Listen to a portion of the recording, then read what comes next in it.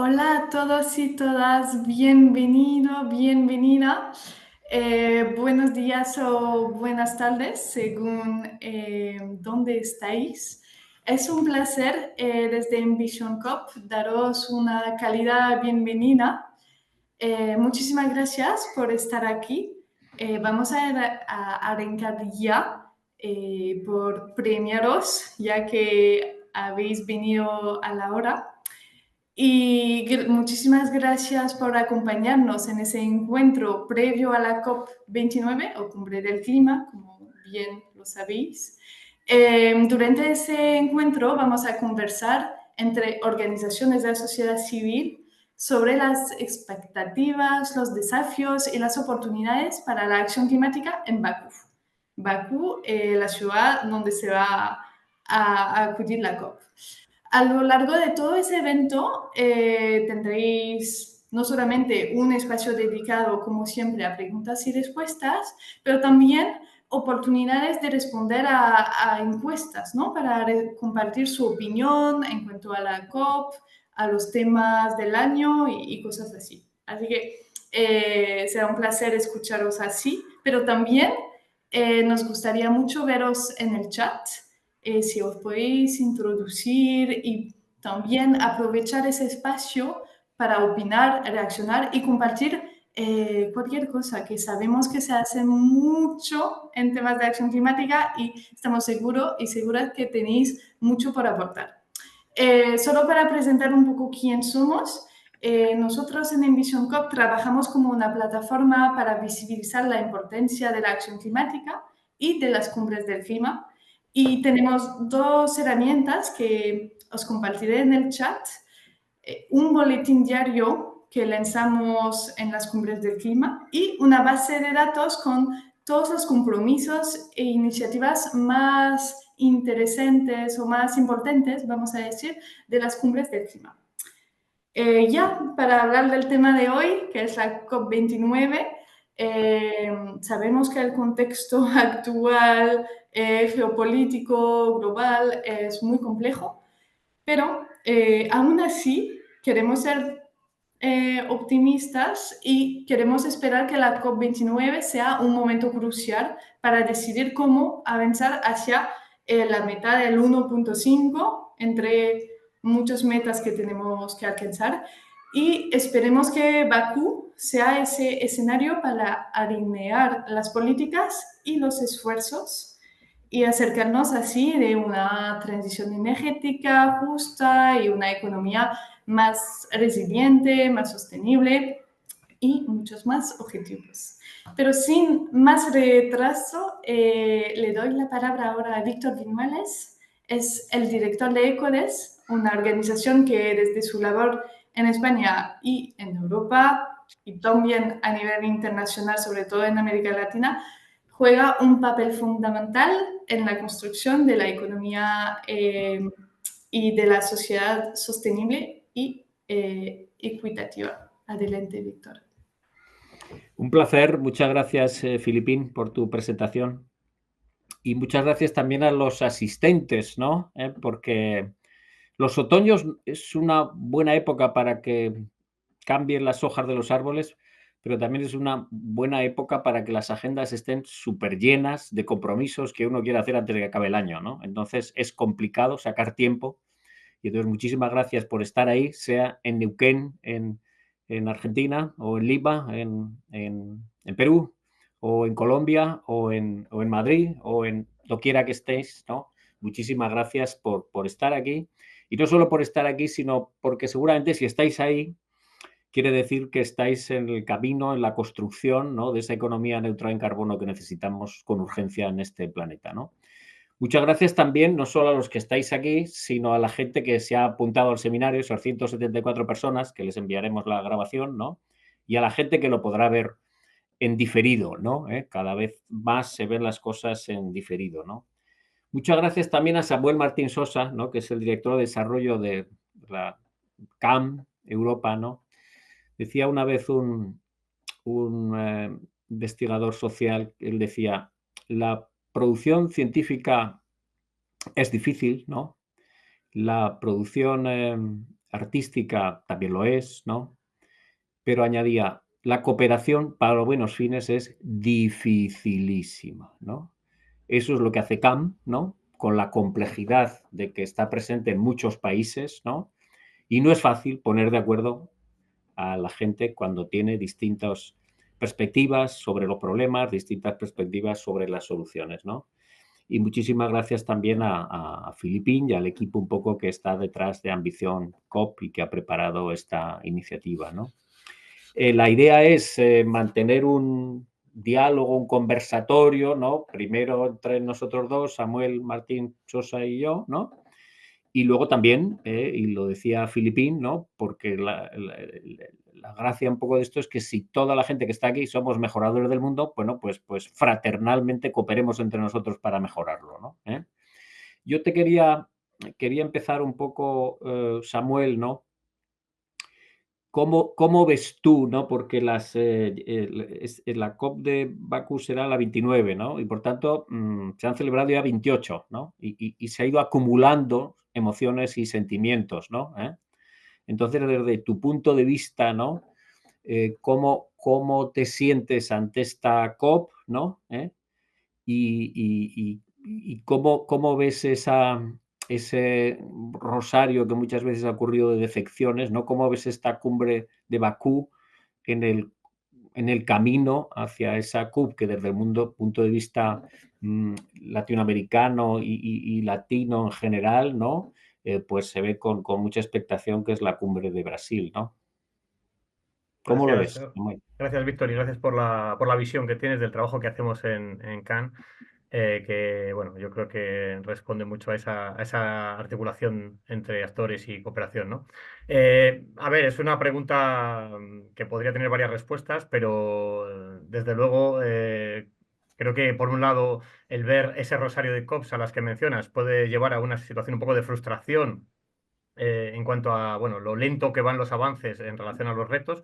Y aquí sí que me gustaría un poquito hacer un poco de zoom hacia afuera para contextualizar, ¿no? La crisis climática no para de agravarse cada año y no estamos en la misma situación que estábamos hace 10 años en el Acuerdo de París o hace más cuando el Acuerdo de Copenhague, ¿no?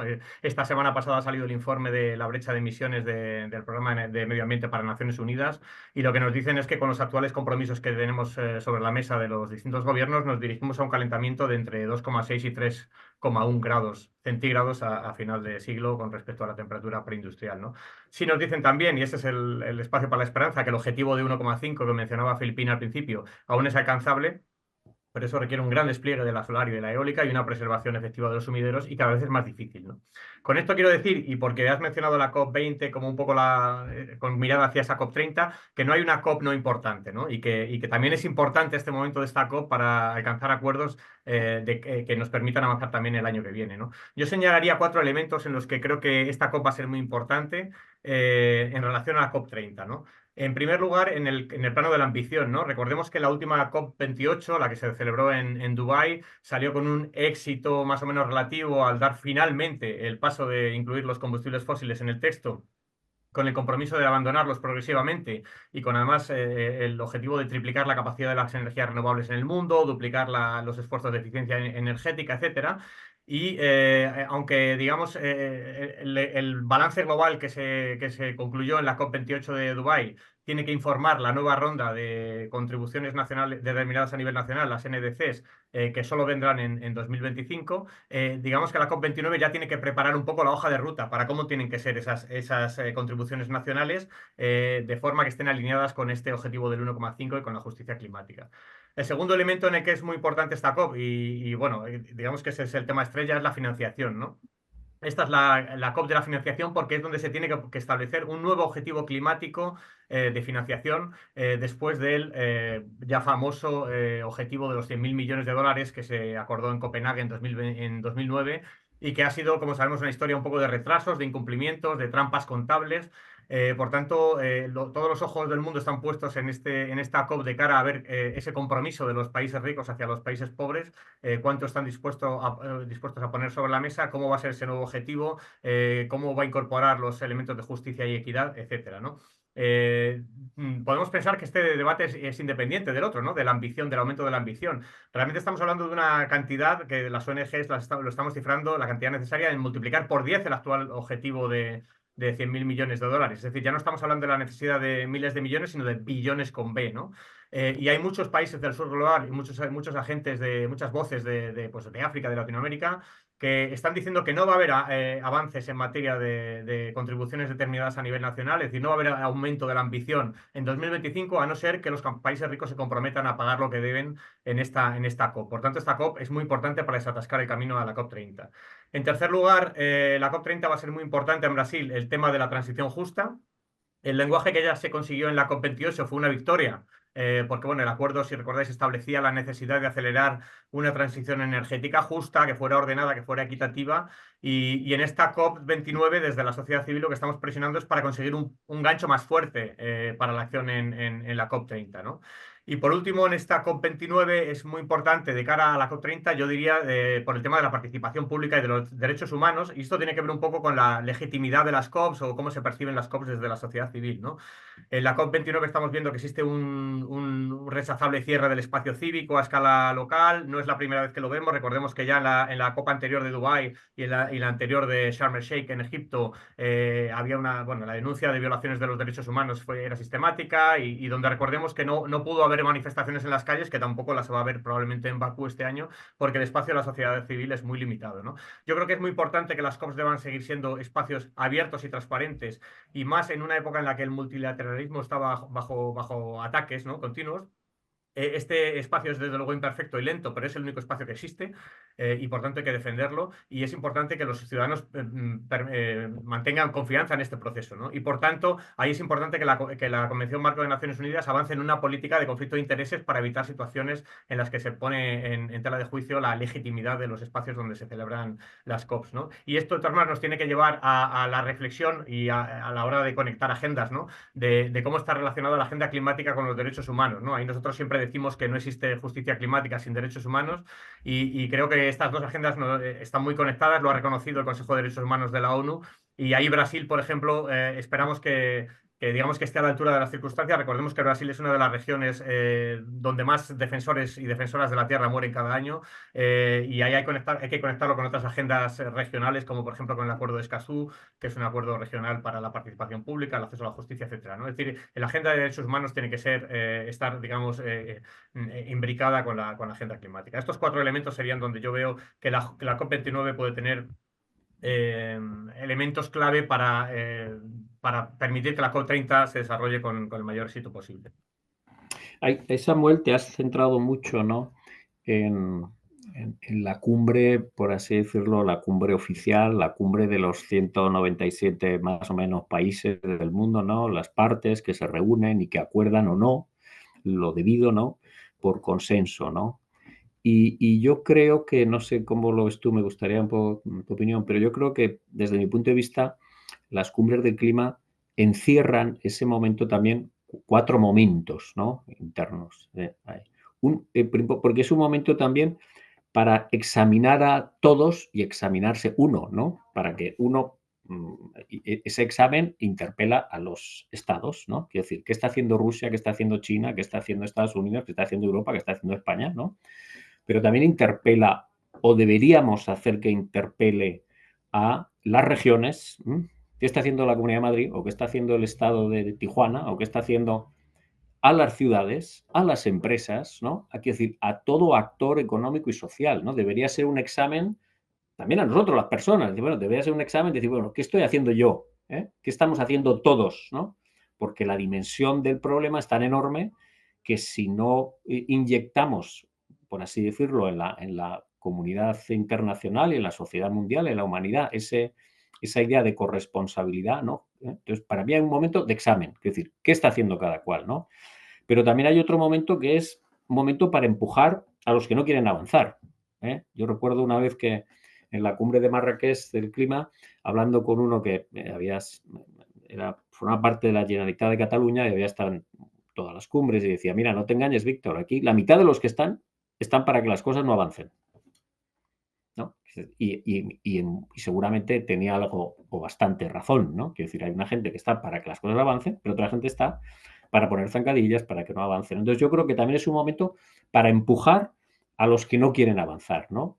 También yo creo que hay un tercer momento que está bajo este momento paraguas de la SCOP, ¿no? Que yo creo que es muy importante, que es multiplicar los actores. Cuando digo multiplicar los actores, no debería ser que se piense que los 197 Estados-nación nos van a sacar de este atolladero, porque estamos en la COP29 y hasta ahora esto no ha sido así, ¿no? Entonces yo creo que deberíamos multiplicar. Hay 197 más o menos Estados-nación, pero hay miles en el mundo de regiones, ¿no? Miles de ciudades, ¿no? Y municipios, billones de empresas. Entonces yo creo que también debería ser un momento para multiplicar esos actores, ¿no? Para que la gente no pensara que simplemente se quedara esperando frente al televisor a ver qué acuerdan estos jefes de Estado y de Gobierno. Pues no, ojalá el mundo fuera tan sencillo, pero creo que no va a ser así. No ha sido así hasta ahora, e imaginemos que salga Trump en las próximas elecciones, pues quiero decir que es que no podemos esperar, ¿no? O confiar, ¿no? Y también yo creo que es un momento para tejer alianzas, ¿no? Fraternas entre los que sí quieren, ¿no? Es decir, se tejen presencialmente cuando se participa allí en las COP, pero también se pueden tejer virtualmente, ¿no? Y poniendo de acuerdo pues a una empresa de renovables de Perú, con una empresa de renovables o de eficiencia energética de México, con una empresa española o portuguesa. Es decir, y quien dice empresa dice un hospital o dice, quiero decir, hacer esa cooperación fraterna entre los que sí quieren, que felizmente yo creo que cada vez hay más gente que quiere, ¿no? Y eso es una magnífica noticia de esperanza, ¿no? No sé cómo lo ves, esa mirada un poco más amplia, ¿no? De no circunscribir las cumbres a lo que hacen los estados-nación, ¿no? A ver, tengo elementos de acuerdo y de desacuerdo. Es Eso está decir, bien, eso está bien. La está bien, verdad sí, está sí. repartida. Multiplicar alianzas, sí, actores, digamos, válidos y bienvenidos en el frente común por la acción climática, desde luego. Ahora, yo creo que también existe un riesgo ahí, es el desviar un poco el foco también de quien tiene la capacidad para hacerlo, quien tiene la responsabilidad para hacerlo, y quien tiene, digamos, también el espacio vinculante para hacerlo. Y digo vinculante porque sabemos que no, que el nivel vinculante del Acuerdo de París es relativo, es decir, los países tienen obligación de reportar y de mejorar sus promesas, no tienen obligación de cumplirlas, pero bueno, quiere decir que aun siendo, digamos, un acuerdo que tiene dientes limitados, es el mejor espacio que existe para avanzar. Y además, bueno, funciona en el sentido de que, por ejemplo, en relación a la ambición climática, lo que sí que se está demostrando es que este sistema de Carraca, ¿no? De cada 5 años se hace un balance global de dónde están las promesas de los estados, hasta dónde llegaríamos, y entonces esto informe una nueva ronda de planes de acción climática de los países, estas contribuciones determinadas a nivel nacional. Este sistema está ya plenamente aceptado y nadie se le ocurre no aumentar la ambición, ¿no? Es decir, que este espacio no lo menoscabemos, porque en cuanto a su importancia, es cierto que luego tiene que venir todo un recorrido de implementación y de hacer realidad eso en el papel, pero creo que no es importante no desviar el foco, aunque ampliemos, digamos, el abanico de actores posibles. Y ahí, por ejemplo, estoy muy de acuerdo contigo en las distintas escalas de gobernanza, ¿no? Yo creo que lo que se puede hacer a nivel regional, incluso a nivel municipal, es muchísimo, ¿no? Sobre todo en materia, por ejemplo, de adaptación, y vemos ciudades que si quieren tomar la iniciativa la toman, y hay realidades muy distintas, de ciudades que se están realmente adaptando al cambio climático, otras que no, ¿no? Pero cuando hablamos de grandes figuras de emisión y grandes datos, ahí está claro que hay una serie de actores, por un lado, que tienen la responsabilidad y que tienen la capacidad financiera, por otra, ¿no? O sea, la transición verde justa a nivel internacional, a nivel global, pues va a costar muchísimo dinero. No va a ser posible si los grandes estados-nación aportan, sobre todo aquellos que han contaminado más, aportan la financiación necesaria, la transferencia de capacidades, la transferencia tecnológica. Esto creo que sigue teniendo que estar en el centro. Y también dentro de esa financiación, nosotros entendemos que el grueso de la financiación tiene que ser financiación pública, ¿no? Al margen de que haya otros actores privados que puedan también contribuir a este proceso. También porque vemos muchas veces en las COPs cómo de forma paralela a los eventos, a las negociaciones oficiales, pues hay muchos actores que se descolgan con anuncios que evidentemente son a veces muy atractivos, pero no son siempre vinculantes, o sea, que no son vinculantes y no siempre se cumplen, ¿no? Y entonces, bueno, necesitamos un espacio que sea donde podamos tener una responsabilidad, una accountability, ¿no? Una rendición de cuentas, no sabía el término en castellano, ¿no? Y creo que ese espacio es el espacio de las negociaciones climáticas. Por tanto, este debe permanecer siendo el espacio principal de acción, aunque todos esos actores y esas otras capas que has mencionado creo que son muy importantes también, ¿no? Ahí decías que en la cumbre de Bakú hay 60 temas a debate, ¿no? Y tú decías, ¿no? Pero el principal, yo estoy de acuerdo contigo, va a ser el tema de la financiación, ¿no? Primero porque es obvio que sin recursos proporcionales, ¿no?, a la magnitud del problema, pues es imposible abordarlo, ¿no? Decía Harari, me parece que era para la cumbre de Egipto, decía, háblenme de cuánto van a poner, y ponía incluso cifras, ¿no? Hablaba del 2% del PIB mundial, ¿no? Eso sería incluso el doble de lo que planteabas de 1 billón, ¿no? Y ahí yo creo que en ese tema, ¿no? Yo pienso me gustaría un poco tu opinión, pero yo te adelanto mis dos enfoques, ¿no? Por un lado, es obvio que no hay una proporcionalidad, ¿no? En la cumbre de Dubái, ¿no? Se creó un fondo de pérdidas y daños, ¿no?, que acabó, me parece, la cumbre con en torno a una provisión de 800 algo así millones de dólares, ¿no? Cuando no hacía mucho, en Acapulco había un huracán casi por primera vez en el Pacífico, ¿no?, que lo normal es que vengan del Caribe, del Atlántico, ¿no? Y la evaluación de los daños ascendía a 15.000 millones, ¿no? Y recientemente, por hablar del vecino de Estados Unidos, pues los 2 huracanes que en el plazo de una semana han asolado Estados Unidos, me parece que el balance, estamos hablando de 50.000 millones, ¿no? Y en Pakistán las inundaciones estaban rondando. Quiero decir que la dimensión económica de lo que está pasando en relación con el cambio climático es enorme, ¿no? Y hay una desproporción, efectivamente, entre el dinero del que se habla, ¿no? Y yo creo ahí que habría que meter, no sé, habría que hacer una cierta pedagogía, ¿no? Porque cuando hay una percepción en los países, ¿no?, y en los gobiernos de excepcionalidad, de emergencia, ¿no?, como pasó en la cumbre tras la crisis de Lehman Brothers, ¿no?, de repente el dinero aparece, ¿no? Como aparecen las guerras. De repente en las guerras se dedica una parte enorme del presupuesto para armas, de repente aparece, ¿no? Entonces, yo creo que ahí habría que, quizá deberíamos, no sé muy bien cómo, ¿no?, pero hacer pedagogía en este sentido, ¿no? Porque en realidad estamos viviendo, el otro día leía yo que me impactaba, ¿no?, que cada segundo el océano, que en realidad solo tenemos uno, aunque le ponemos distintos nombres, el océano se calienta lo equivalente a 4 bombas de Hiroshima. Cada segundo. Perdón, ahora ya sería, empezó hace 25 años más o menos 3, 4, ahora estaríamos en 5 bombas de Hiroshima por segundo.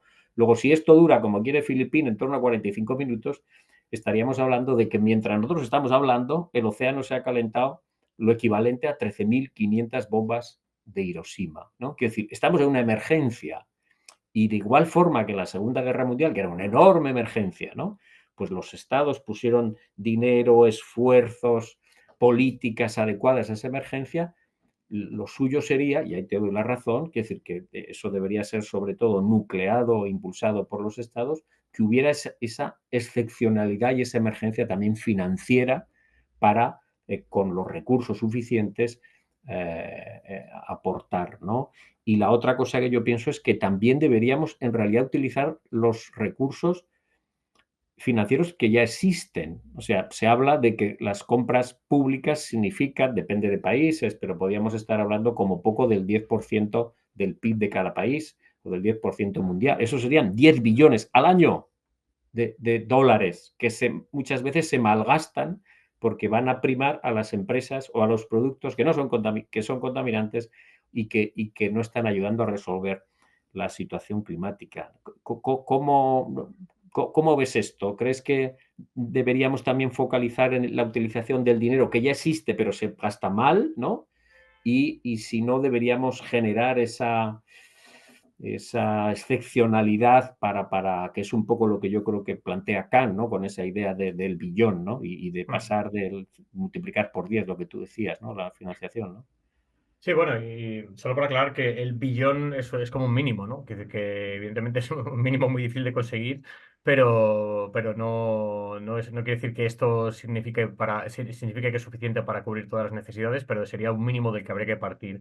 Yo creo que tú lo has descifrado muy bien con el tema de la excepcionalidad, ¿no? Las cosas no pueden pasar teóricamente hasta que pasan, ¿no? Y cuando hay una excepción suficiente, pues de repente lo que no se podía, de repente sí se puede, ¿no? Y ahí tenemos un ejemplo reciente con el tema de la COVID, el techo del gasto, con los fondos Next Generation. O sea, realmente al final es una cuestión de voluntad política, ¿no? Y además, cuando toca el tema de la financiación, siempre en las cumbres de clima, ahí es donde se le ve el plumero un poco a los países ricos, que sí que están dispuestos a tener posiciones más progresistas en otros aspectos de la negociación, pero cuando llega el tema de la financiación es un tema en el que siempre hay bloqueos, ¿no? Y ahí luego además se utiliza mucho el tema de la financiación para negociar otros aspectos de la agenda, ¿no? Ya sabes cómo son las COPs, ¿no? Son espacios de negociación donde muchas veces las agendas no son claras, ¿no? Y se van desvelando las cartas sobre la mesa a medida que pasan las 2 semanas, ¿no? Por ejemplo, en el tema del nuevo fondo, el nuevo objetivo colectivo cuantificado, que es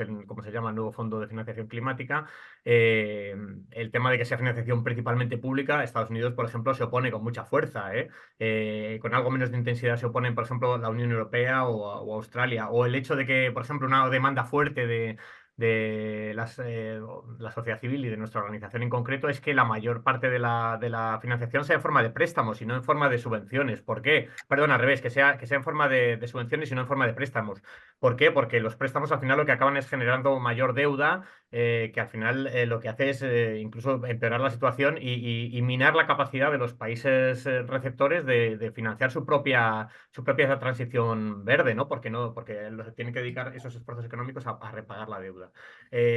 También otro elemento importante de este nuevo objetivo sería que hubiera, ya has mencionado tú el tema de las pérdidas y daños que viene recogido en el Acuerdo de París, que este objetivo grande tuviera distintos subobjetivos para mitigación, adaptación y también para pérdidas y daños, ¿no? Y ahí es donde vemos también mucha oposición por parte de, pues, por ejemplo, de países como Japón, Estados Unidos, Suiza, Canadá, Australia también, ¿no? ¿Por qué? Pues porque digamos que con la financiación de la mitigación se pueden hacer negocios también, pero cuando es financiar adaptación o pérdidas y daños, pues es que esto no es más que cumplir una responsabilidad moral, no hay forma fácil de ver un retorno a las inversiones que los estados y las empresas harían, ¿no? Entonces, bueno, efectivamente, esto es todo un juego de cartas. Creo que esta negociación de esta financiación climática va a ser muy difícil. Lo decía hace poco el primer ministro, no, el ministro de Medio Ambiente de Irlanda, que probablemente era una de las negociaciones más duras que iba a haber desde el Acuerdo de París. Y bueno, el otro día la presidencia de la COP29 decía que había ya cierto consenso en relación al quantum, a la cantidad del nuevo objetivo. Probablemente hay cada vez más consenso que tiene que ser billones con B y no miles de millones. Y que, bueno, que el elemento de la justicia y tal, pues está claro más o menos para todo el mundo, el que el dinero se deba dedicar a aumentar a mejorar las contribuciones determinadas a nivel nacional, los planes nacionales de adaptación, pero hay elementos muy polémicos como la estructura, la calidad del objetivo, cuál es la base de contribuyentes, y esta es, por ejemplo, una de las grandes luchas de la Unión Europea, ¿no? Y que previsiblemente la Unión Europea lo va a utilizar como moneda de cambio para otros elementos. La Unión Europea quiere, y Estados Unidos también, que aumente la base de países contribuyentes, ¿no? Que no se limiten solo al anexo 2. Hay, por ejemplo, países incluso dentro de la propia Unión Europea que no son parte del anexo 2 y que son potencias económicas, ¿no? Países como que ya tienen una actividad económica grande como Polonia. Entonces, el hecho de que por ejemplo, algunos países acepten que la cantidad final sea mayor, va a depender de si otros aceptan que la base de contribuyentes vaya más allá del anexo 2, algo a lo que se oponen grandes bloques de países del sur, ¿no? Entonces, la negociación en ese sentido va a ser difícil. De todas maneras, yendo un poco a la parte que mencionabas tú de las fuentes de financiación, ¿no? Y estoy de acuerdo que, bueno, utilizar todo. Yo no creo que se trate de elegir una fuente u otra. Creo que hay que utilizar todas porque la cantidad, como estamos hablando, necesaria es muy grande, ¿no? Se necesitan, ya lo dijo me parece que lo dijo la Unión Europea el año pasado, se necesitan fuentes adicionales de financiación que sean además innovadoras, ¿no? Más allá de las que ya existen. O sea, tienen que haber elementos en el que los países se apoyen para obtener esa financiación, ¿no? Y hay varias opciones, ¿no? Hay varias opciones de impuestos. La fiscalidad es un elemento fundamental. Se ha hablado del impuesto sobre el exceso de los beneficios de las empresas de combustibles fósiles, impuestos sobre las transacciones financieras, impuestos sobre la riqueza. Y ahí, por ejemplo, España es especialmente interesante, yo creo, dentro de la Unión Europea por el impuesto este temporal de solidaridad sobre las grandes fortunas, que es un tributo directo y complementario al de patrimonio, que grava el patrimonio neto de las personas físicas que superen me parece que son los 3 millones de euros. Pues yo creo que esto se podría poner un poco como un ejemplo de por dónde podrían ir los tiros, ¿no? Esto es un ejemplo de fiscalidad en el que el principio de quien contamina paga se aplica de hecho hay un estudio reciente que dice que si se lograra aplicar este impuesto que se ejecuta en España ahora mismo, que esto fue un impuesto temporal para 2022 y 2023, pero si este impuesto se lograra externalizar, o sea, perdón, generalizar de Extender, forma ¿no? global, Escalar. y si aplicara al 0,5% de las mayores fortunas, se podría recaudar una cantidad de 2,1 billón de dólares. Es decir, es un montón de dinero bueno, que ya estamos hablando de cifras que están a la altura del reto, ¿no? Entonces, bueno, yo creo que sí que hay formas. Lo que falta, volviendo un poco al tema que mencionabas al principio, yo creo que lo que falta es voluntad política. La excepcionalidad, desde luego, está más que justificada, creo. Y yo creo que si nos situamos empáticamente, bueno, y si por introspección también nos analizamos a nosotros mismos, te sitúas frente a la pantalla del televisor o frente a leyendo la prensa, escuchando la radio, ¿no? Y entonces las noticias directamente conectadas con las cumbres del clima, con el cambio climático, con los daños, con las pérdidas, con la mitigación, se, se justaponen, ¿no? Con otras noticias que hablan de los conflictos bélicos, ¿no? En Oriente Medio, en Ucrania, en Sudán, ¿no?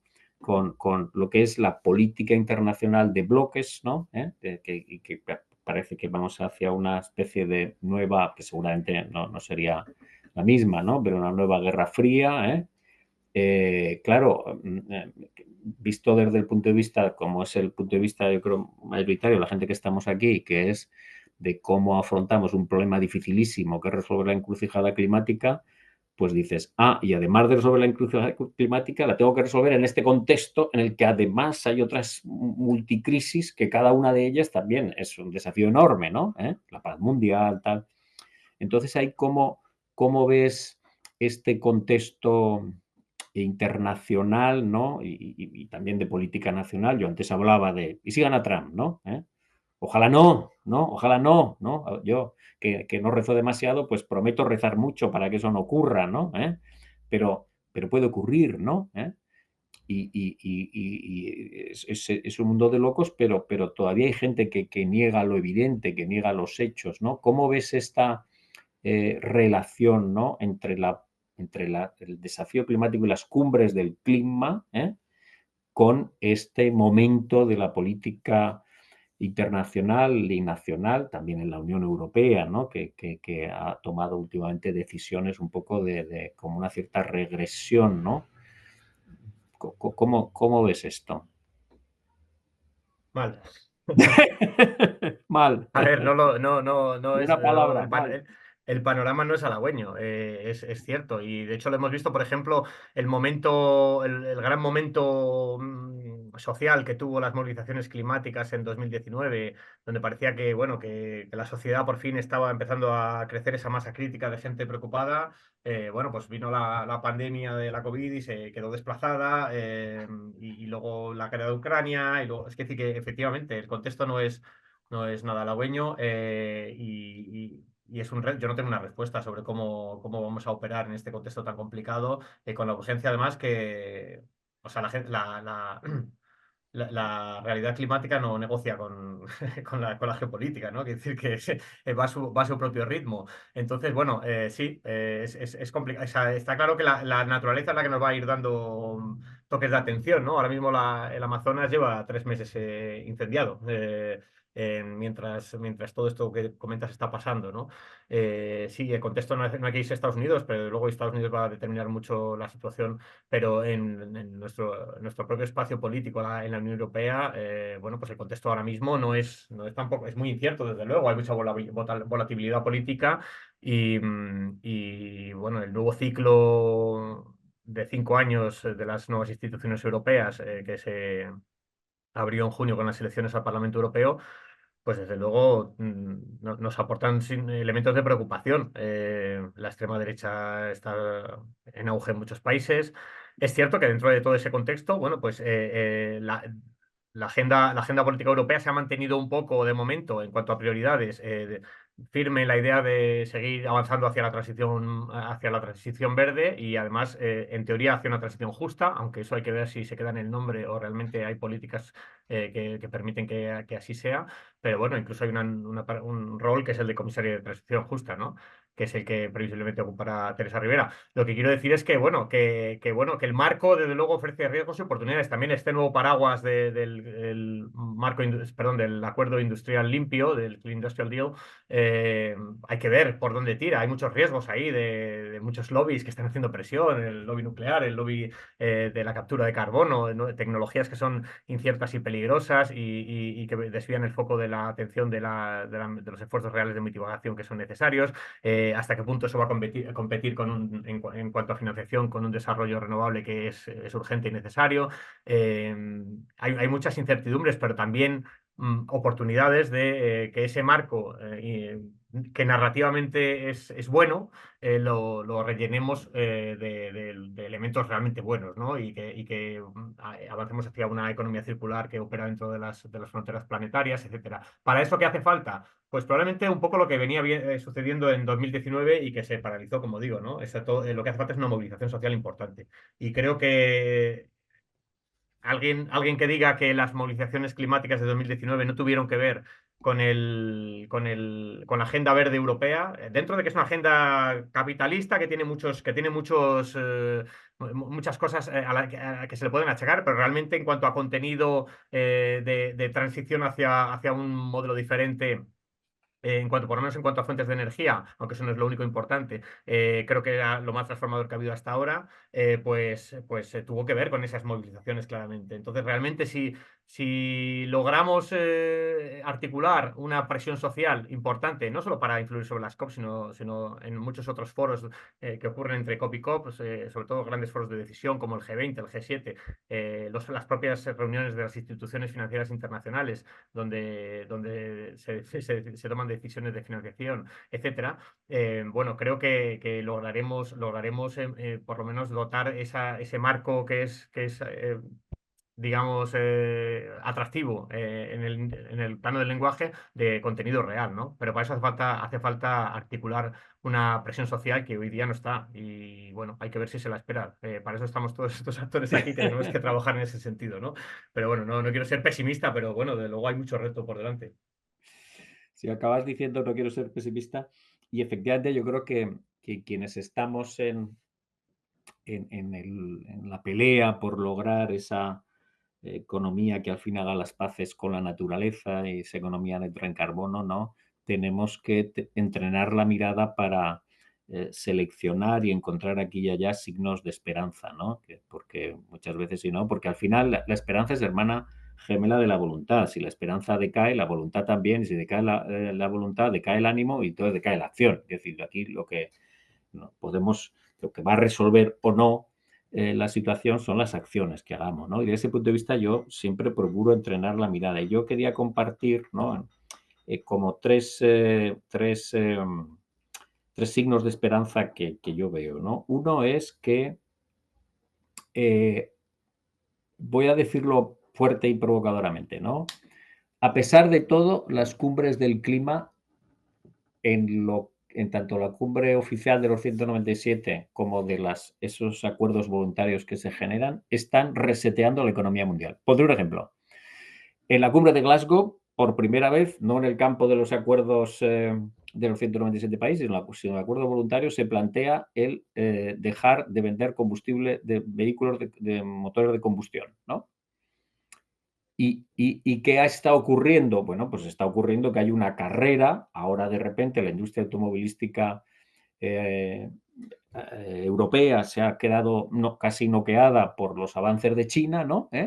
Y se está produciendo esa carrera en que muchas veces las empresas automovilísticas europeas van a buscar inversiones chinas para hacer una fábrica de baterías conjunta, Quiero decir que desde el punto de vista, o ese acuerdo que hubo en Glasgow, ¿no? De reducir un 30% de las emisiones de gases de metano para el año 2030, también está provocando que haya, ¿no? Por ejemplo, yo hace poco conocía que el Banco Interamericano de Desarrollo estaba convocando una línea de subvenciones para afrontar ese tema en los vertederos de las ciudades de América Latina, ¿no? Quiero decir que lo que allí se habla,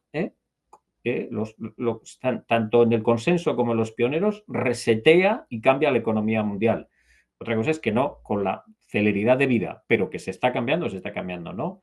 Dos, yo creo que también hace poco me contaban amigos argentinos que Mendoza estaba convocando una reunión de territorios que buscaban una economía de impacto, ¿no? Positiva, y por ejemplo Mendoza en Argentina se ha comprometido a reducir sus emisiones a la mitad para el año 2030. Perfectamente cabe ese diálogo fraterno entre actores que tengan parecidos objetivos, ¿no? Por ejemplo, hay ciudades europeas que también se han planteado ser 100 ciudades europeas neutras en carbono para el año 2030. Que ese diálogo entre actores, ¿no? O qué diferencia hay entre un hospital, el Hospital de la Paz de Madrid, ¿no? Y el hospital, no sé qué nombre podría tener, de Buenos Aires, de México o de Lima, ¿no? Pues ninguno, ¿no? Prácticamente en los hospitales somos prácticamente idénticos en cualquier lugar, ¿no? Entonces yo creo que hay otro signo de esperanza, la cooperación que se puede hacer a ese nivel, ¿no?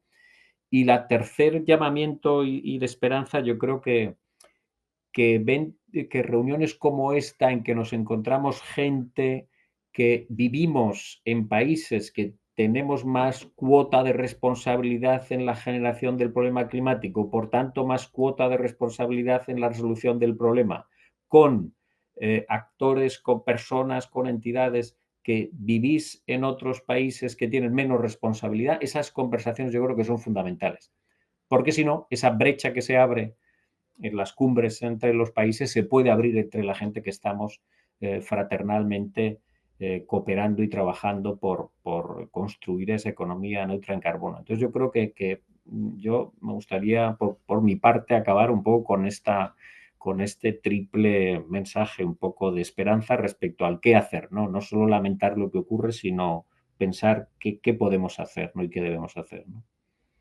Y si me permites, porque no quería tampoco acabar siendo percibido como el pesimista del... Yo soy optimista y bueno, has mencionado algunos de los ejemplos bueno, que nos permiten ser optimistas, pero también incluso a nivel macro, si miramos la historia, bueno, pues hay muchos cambios que se han producido en positivo, a lo mejor fruto de crisis, ¿no? Pero que no se esperaban. Entonces, bueno, creo que hay que estar ahí para que cuando esos momentos lleguen, empujar en la dirección correcta, pero creo que claro que sí, que de hecho estamos a tiempo todavía, ¿no? Lo que pasa es que, bueno, pues en ese proceso habrá que navegar una realidad muy complicada, pero yo creo que claro que hay razones para la esperanza y hay muchas cosas que podemos hacer y no debemos caer un poco en el pesimismo de la inacción, ¿no? De que nos queda muy grande, es algo que nos queda muy grande como para actuar. Claro que hay muchos espacios cerca de nosotros en los que podemos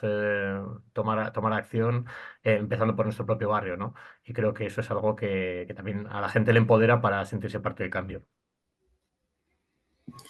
Muchísimas gracias. Gracias, Víctor y Samuel, por esas no solamente reflexiones sobre la COP29, sino también esos mensajes de esperanza que ahora nos podemos llevar con nosotros.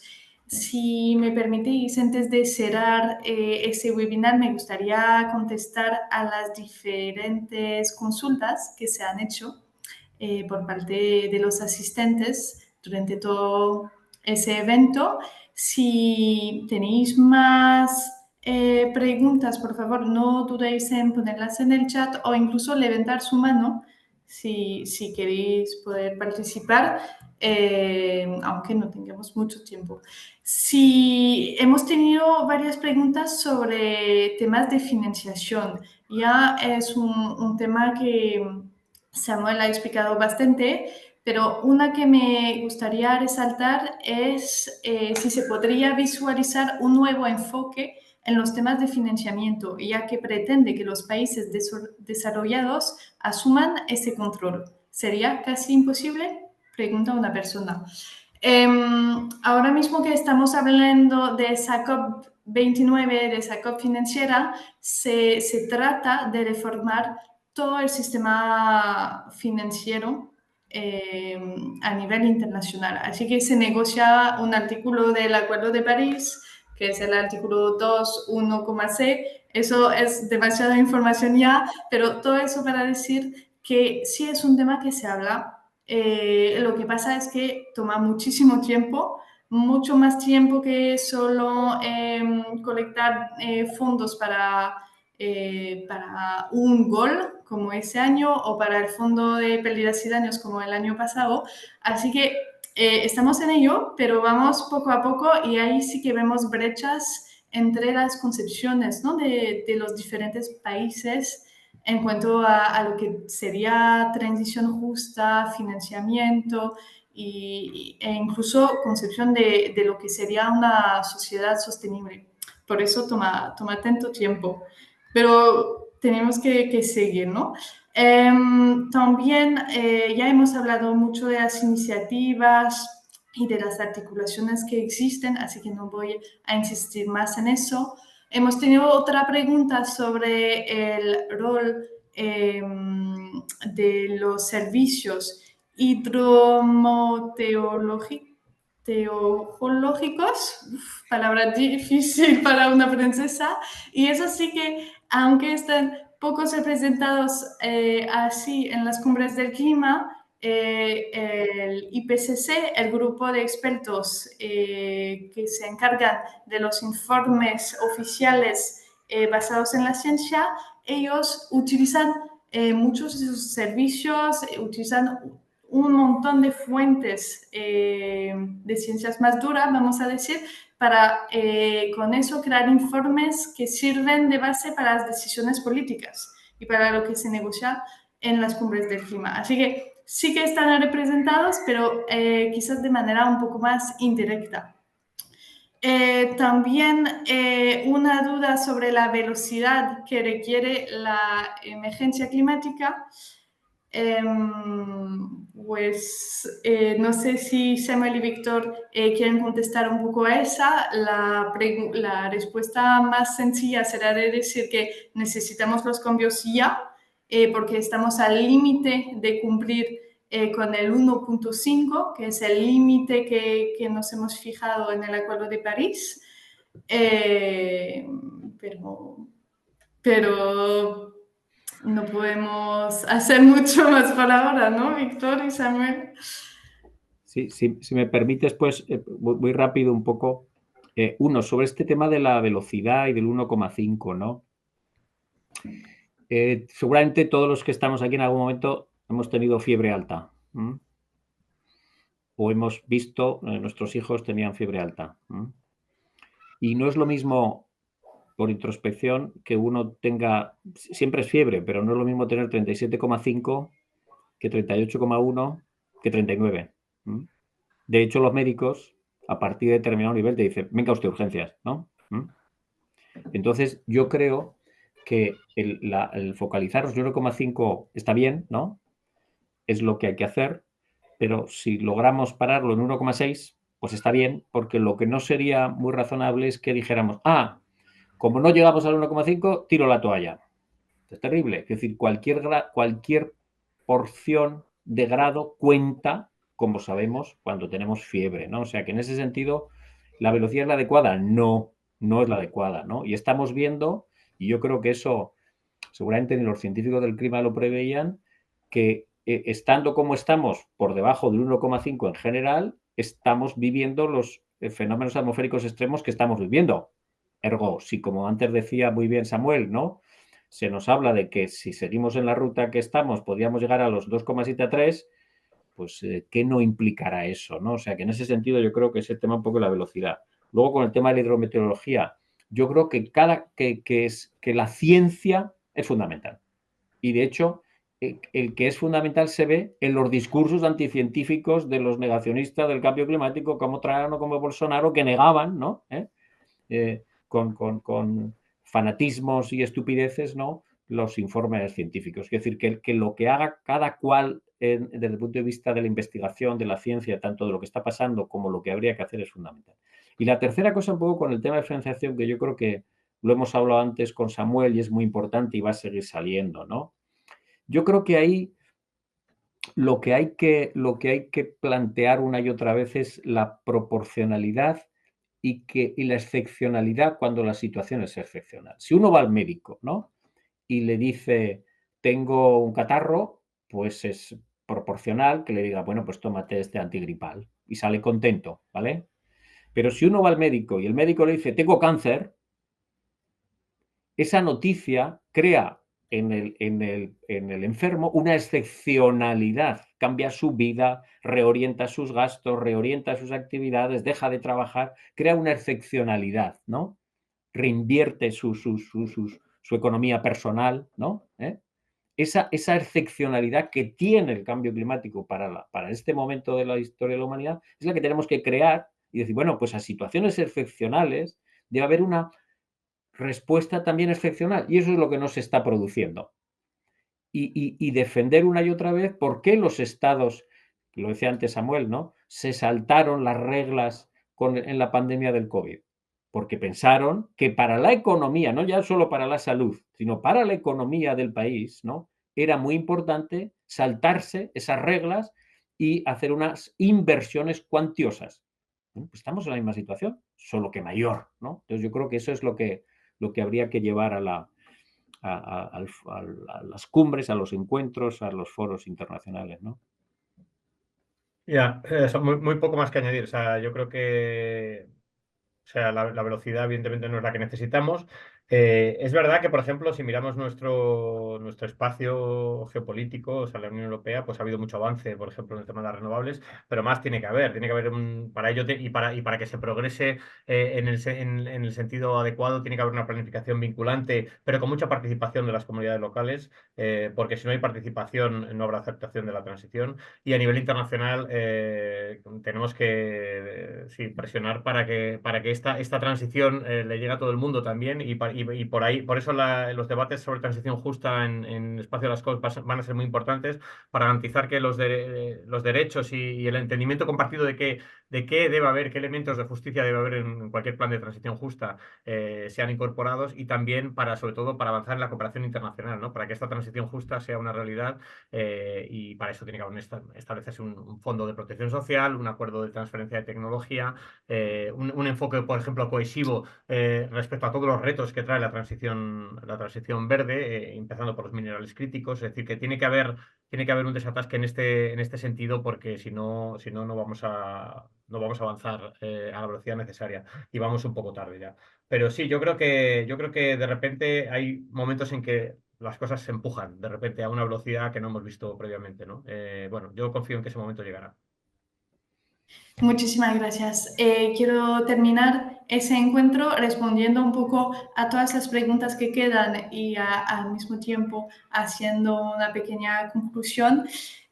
Por eso quiero destacar la importancia y el papel de los actores de la sociedad civil, ¿no? He visto en el chat preguntas sobre la importancia de la educación. Por supuesto, la importancia de la reforestación y de las soluciones basadas en la naturaleza también. Hemos tenido una pregunta sobre la participación de las mujeres y encima de eso de las mujeres indígenas. ambos temas son clave en las cumbres del clima y son temas de negociación que llevan una agenda propia y muchos avances. Todo eso para decir que las cumbres del clima van más allá de solo los gobiernos, ya lo hemos visto.